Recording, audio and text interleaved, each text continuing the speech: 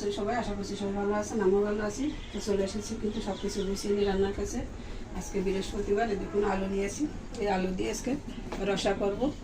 আর তার জন্য নিয়েছি মশলা। এই যেখানে নিয়েছি আমি আদা আর জিরা বাটা, নারকেল বাটা, নিয়েছি 1 চামচ হলুদ, 1 চামচ লঙ্কার গুঁড়ি, জল দিয়ে রেখেছি সব কিছুতে।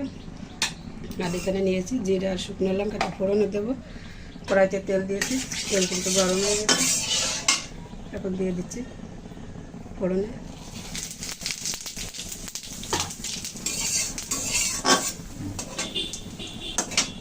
ফোড়ন তো ভালো করে ভেজে নিলাম। এখন দিয়ে দিচ্ছি কেটে রাখা আলুগুলো।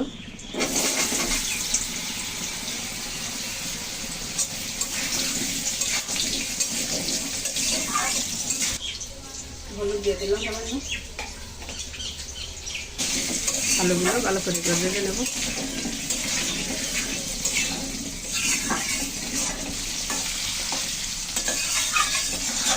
কত যদি তেল না দেখাবো।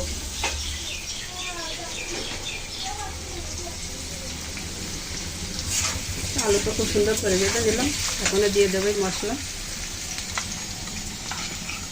সব মশলাগুলো একসাথে দিয়ে দিচ্ছি।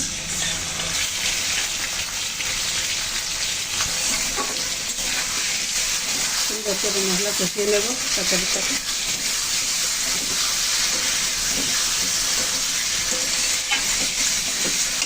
মশলা দেওয়া বাকিটা দিয়ে একটু জল দিয়ে দিচ্ছি।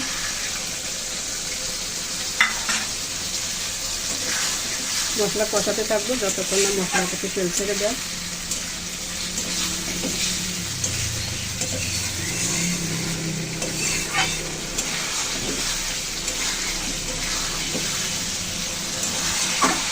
বন্ধুরা, এই পদ্ধতিতে কে কে আলু রসা করে থাকেন কমেন্ট করে জানাবেন।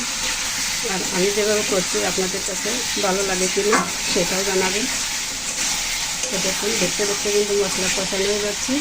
মশলা থেকে কিন্তু তেল ছেড়ে দিয়েছি। কত সুন্দর কালারটা, কিন্তু একটা মনোমুগ্ধকর একটা কালার এসে গেছে।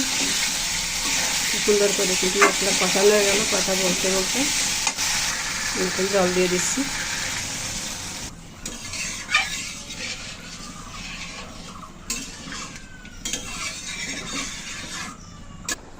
তরকারিতে খুব সুন্দর ফুটতে শুরু করেছে। আমি এখন একটু নেড়ে ছেড়ে নিলাম হালকা। এখন ঢাকা দিয়ে রান্না করব।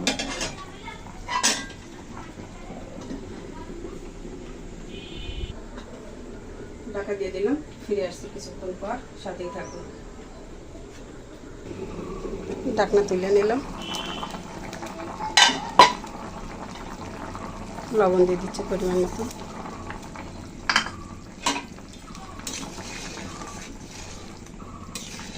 নেড়ে ছেড়ে মিশিয়ে নিলাম ভালো করে।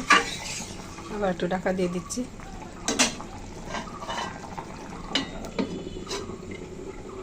নিলাম।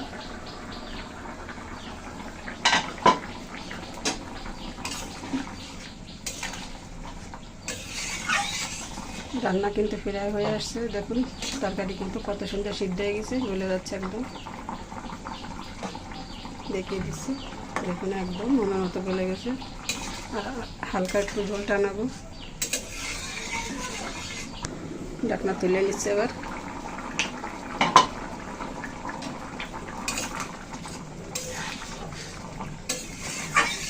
এখন আমি জিরা গরম মশলা দিয়ে দেব। এখন আমি দিয়ে দিচ্ছি গরম মশলা। এই যে জিরা গরম মশলা দিয়ে দিলাম। দিয়ে দিচ্ছি জিরার গুঁড়ি ভাজা। ভালো করে মিশিয়ে নিলাম।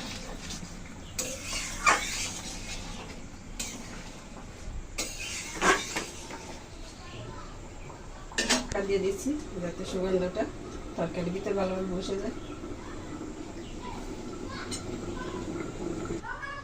গ্রাম তো খুব চমৎকার বেরিয়েছে। এটা একটু টেস্ট করা যায়। কি বলো রাধুনি? অবশ্যই টেস্ট করে দেখবে, সমস্যা কি? ভাই কালারটা দেখুন, অসাধারণ। গ্রামটা যেমন ছড়িয়েছে তাদের তো একটু টেস্ট করাই লাগে। টেস্ট না করলেই নয়। দেখুন বন্ধুরা, কালারটা একটু মাখু মাখু মাখু মাখু কালার হয়েছে। একটু দেখিয়ে দিচ্ছি। দেখুন কত সুন্দর সিদ্ধ হয়ে গেছে আলুগুলো, একদম চাপ দেওয়ার আগেই তো সে গলে যাচ্ছে। তা দেন একটু টেস্ট করে নিই। চুলা বন্ধ করে দিচ্ছি, নামিয়ে দিচ্ছি। ওকে। তো বন্ধুরা এই যে আলু রসা হয়ে গেল। আলু রসাতে কিন্তু একটা কষা দেওয়া যায় দারুণভাবে, আর যে ঘ্রাণটা বের হয়েছে বন্ধুরা একদম একবার খেলে কিন্তু বারবার চাইবেন। এই আলুর দমের সাথে আর কি কী রান্না আছে এখানে, এই যে আমি নিয়েছি কিছু ঢেঁড়স বাতে দিয়েছিলাম, এটা বাতা করে নিয়েছি। আর এই পাশে আছে কচু শাক, এটা হচ্ছে কিন্তু আমাদের আজকে নিরামিষের একদম সংক্ষিপ্ত আয়োজন। তা বন্ধুরা কেমন লাগলো কমেন্ট করে জানাবেন। আর এদিকে আমাদের কর্তাবাবু তো একটু খেতে চেয়েছেন, তাও তো একটু দেওয়াই লাগে, না দিলে তো হবে না বলে তাই একটু দিচ্ছি। এই ঝোল কিন্তু একটু বেশি আছে, যেহেতু আমাদের ঝোল খাওয়ার রানিমা আছে তার জন্য একটু বেশি ঝোল নিয়ে নিলাম। আর এই ঝোল তো একটু টেনেও যাবে। ওকে ওকে, ঠিক আছে, না ওই যে চামচ দিয়ে দিচ্ছি, খেয়ে দেখো।